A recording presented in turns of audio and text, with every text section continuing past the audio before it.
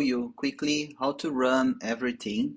So let's start. Oh, by the way, if you need to follow like a script with the commands, you can check out the README file. There's everything that you will need in this document, and it is what I'm gonna use to show you.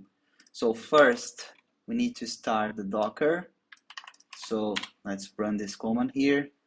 Okay, we have the Docker instance and the database as well, which is the Postgres.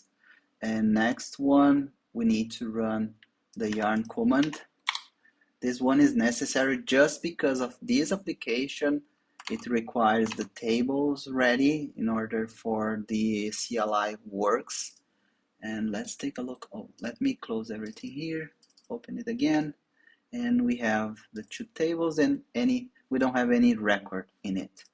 So the next step, in my case, I'm gonna replace this first one, and yeah, that's all. Okay, so I'm gonna run inside the Kubernetes, and first we need to create the image with this command here. I'm not gonna run it, okay, because I already have the image built. So I'm gonna skip this one. The next one, we need to create the config file. So let me run this command here. Okay, if we take a look here, we have the config map inside the cluster set, which is what we need.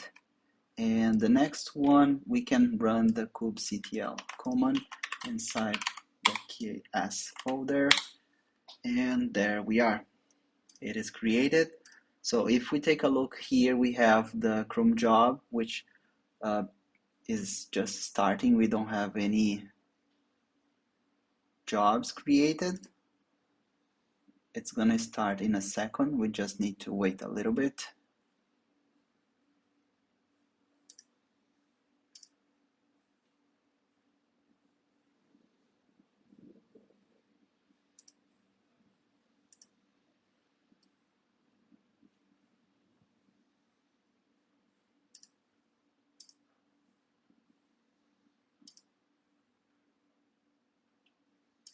Let's wait until the 60 seconds.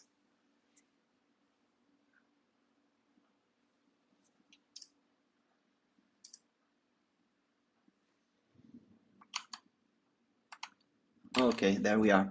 Yeah, it was just the time for the job starts. And yeah, there we are. It is completed already. If we open and take a look at the logs, we will see that we have multiple logs. They are from the queries and also when we create a new event inside the table.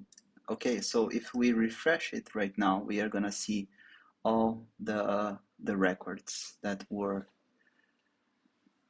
insert. And yeah, the job is gonna run again after 60 seconds. If we wait a little bit more, you will see that. There we are.